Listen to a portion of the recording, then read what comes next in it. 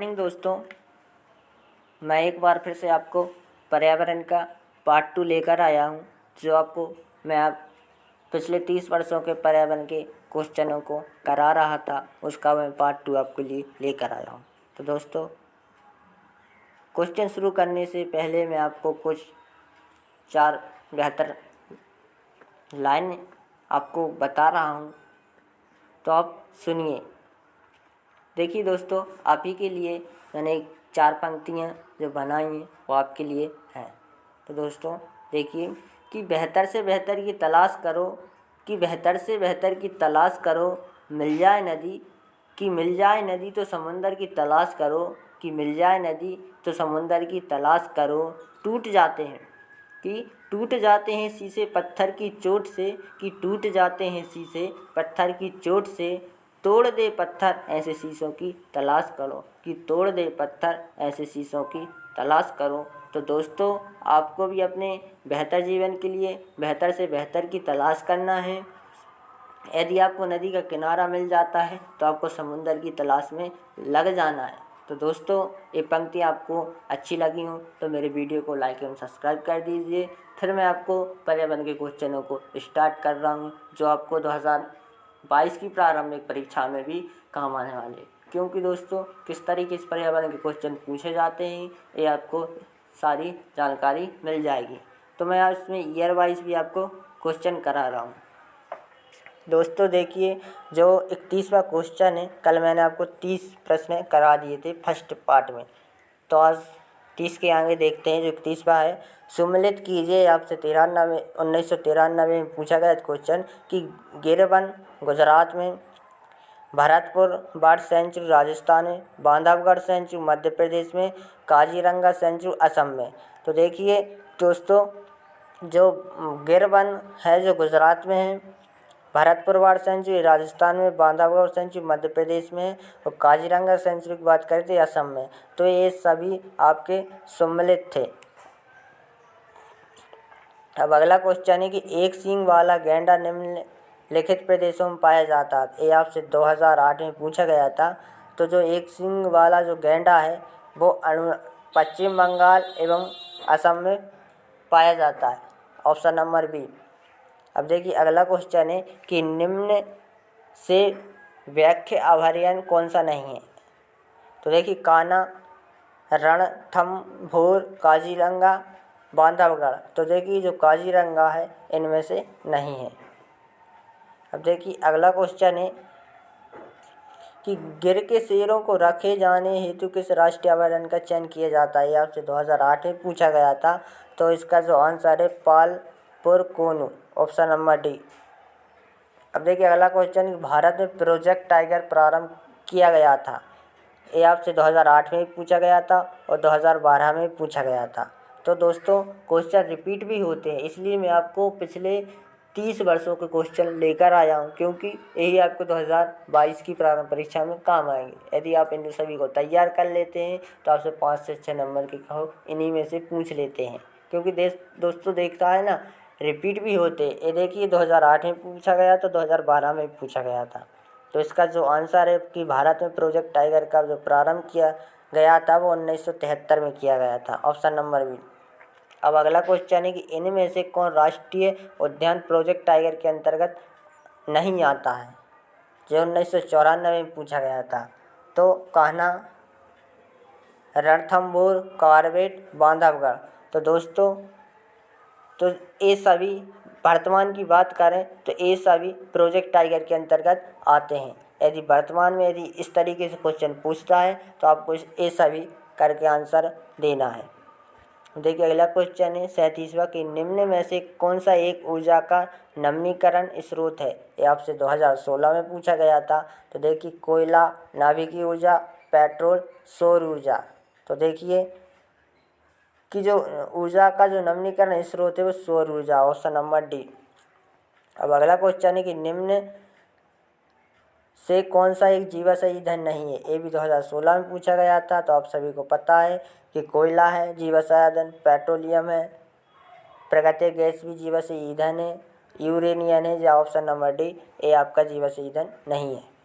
अब अगला क्वेश्चन है कि भोपाल गैस तय सदी में किस गैस के रिसने पर बड़े पैमाने पर मृत्यु हुई थी। ये आपसे 1991 में पूछा गया था।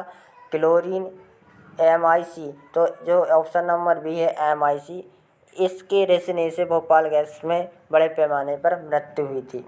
अब अगला क्वेश्चन है कि इनमें से किस पर्यावरण बात को जल पुरुष के नाम से जाना जाता है। तो जल पुरुष के नाम से यदि आपसे पूछता है तो राजेंद्र सिंह को जल पुरुष के नाम से जाना जाता है। अब अगला क्वेश्चन है कि जल प्रदूषण निवारण तथा अधिनियम किस वर्ष लागू किया गया। तो देखिए, यदि जल प्रदूषण निवारण तथा अधिनियम की बात करें, ये आपसे 2017 में पूछा गया था, तो 1974 में, ऑप्शन नंबर बी। अगले क्वेश्चन की बात करें कि भारत में केंद्रीय गंगा प्राधिकरण की स्थापना कब की गई थी। जो आपसे 2016 में पूछा गया था। तो देखिए, जो भारत में केंद्रीय गंगा प्राधिकरण जो स्थापना है वो 1985 में की गई थी, ऑप्शन नंबर डी। अब देखिए, अगला क्वेश्चन है कि भारत के प्रधानमंत्री ने स्वच्छ भारत अभियान आधिकारिक रूप से कब प्रारंभ किया था। ये आपसे 2014 में पूछा गया था। तो स्वतंत्रता दिवस, गणतंत्र दिवस, गांधी जयंती, पर्यावरण। तो दोस्तों, आपको सभी को पता होगा कि 2014 में जो श्री नरेंद्र मोदी जी भारत के जो प्रधानमंत्री हैं, इन्होंने महात्मा गांधी जयंती के दिन स्वच्छ भारत अभियान चलाया था। तो आपको याद रखना है कि ऑप्शन नंबर सी, गांधी जयंती के दिन। यदि आपसे नाम पूछता है कि किसने, तो आपको श्री नरेंद्र मोदी जी भारत के प्रधानमंत्री, इनने 2014 में स्वच्छ भारत अभियान चलाया था। अब देखिए, अगला क्वेश्चन है कि मेघा पाटेकर का नाम किस आंदोलन से जुड़ा हुआ है। ये आपसे 1993 में पूछा गया था। तो जो मेघा पाटेकर है वो नर्मदा बचाओ आंदोलन से जुड़े हुए थे। देखिए, अगला क्वेश्चन है कि डायनासोर जीवाश्य राष्ट्रीय पार्क की स्थापना किस जिले में की जा रही थी। ये आपसे 2010 में पूछा गया क्वेश्चन था। तो ये डायनासोर जीवाश्य राष्ट्रीय पार्क की स्थापना है वो मध्य प्रदेश के धार जिले में हुई थी। किसमें? मध्य प्रदेश के धार में। अब अगला क्वेश्चन है कि प्राकृतिक आपदा हौसीकरण का अंतर्राष्ट्रीय दर्शक माना जाता है। 2013 में पूछा गया था। 1991 से 2000 के बीच माना जाता है, ऑप्शन नंबर ए।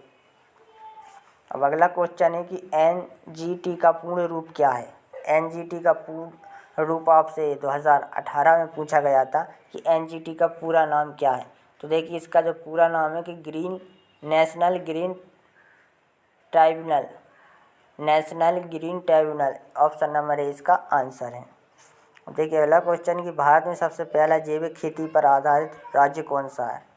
2018 में पूछा गया था आपसे क्वेश्चन। मध्य प्रदेश, केरल, सिक्किम, अरुणाचल प्रदेश।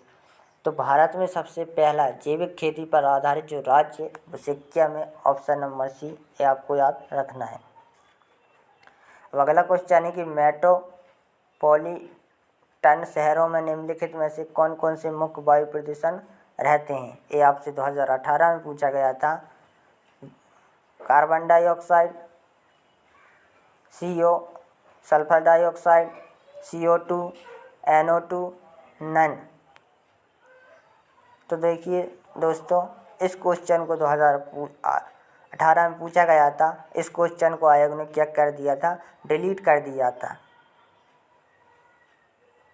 इस क्वेश्चन को आयोग ने डिलीट कर दिया था। दोस्तों, आयोग हर साल PSC की परीक्षा में कुछ ना कुछ डिलीट क्वेश्चन जरूर करता है। इस बार भी आपको पता होगा कि 3 प्रश्न डिलीट किए थे आयोग ने, और कुछ क्वेश्चनों के आंसर डबल या ट्रिपल थे। 2 या 3 से 2, 3 या 1, 2, 3 ऑप्शन तीनों सही थे। तो दोस्तों, इस तरीके से आयोग ने इस क्वेश्चन को डिलीट कर दिया था। अब देखिए दोस्तों, अगला क्वेश्चन है कि अंतर्राष्ट्रीय पृथ्वी दिवस कब मनाया जाता है। ये आपको 2018 में पूछा गया था।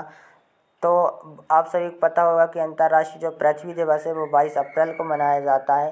ये आपको सभी दिवसों के नाम भी याद कर लेना है, क्योंकि आयोग पूछता है इस तरीके से क्वेश्चन। तो दोस्तों, आज के लिए मैं थोड़ा टाइम कम होने के कारण आज के लिए मैं आपको सिर्फ 20 ही प्रश्न करा रहा हूँ इस क्लास में। आगे मैं आपको पार्ट 3 लेकर आऊँगा, तो उसमें मैं आपको कुछ ज़्यादा क्वेश्चन करा दूँगा, क्योंकि दोस्तों 2022 का भी आपको तैयारी कराना है। 2022 की नोटिफिकेशन दिसंबर में आपका नोटिफिकेशन आ जाएगा और मार्च अप्रैल में आपका पेपर होगा। तो दोस्तों आपको बहुत सारा अभी प्री की तैयारी करना है। तो दोस्तों इसलिए मैं आपको 30 वर्ष की पुराने क्वेश्चनों को पहले लेकर आया हूँ, जिससे कि आप इनको तैयार करके अच्छे से रख लें। तो दोस्तों यदि वीडियो अच्छा लगा तो लाइक एवं सब्सक्राइब ज़रूर करना, क्योंकि मैं आपको पार्ट 3 भी लेकर आऊँगा, वो आपको कल लेकर आऊँगा। तो धन्यवाद दोस्तों।